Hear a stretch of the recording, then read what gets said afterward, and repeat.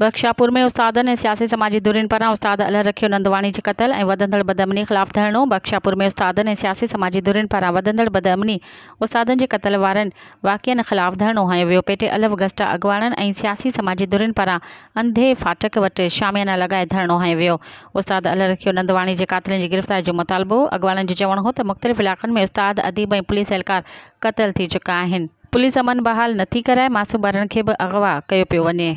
हुननि चयो त रोशनदीन डोमकी, उस्ताद अल रखियो नंदवाणी, उस्ताद जिम जखराणी, ज़फ़र लाखो जा बि क़ातिल गिरफ़्तार नाहिनि थिया। पुलिस कुझु बि न पई करे। मुज़ाहिरनि मुतालबो कयो त मुराद अली बंगवार, मोहम्मद पनाह बंगवार, एहलकार अदब हुसैन, मसूद बंगलाणी ऐं ॿियनि जा क़ातिल गिरफ़्तार कया वञनि। मज़ीद ख़बरनि ऐं तफ़सीलात लाइ विज़िट कयो असांजी वेबसाइट www.awamiNewsHD.com ऐं ॾिसंदा रहो अवामी न्यूज़ HD।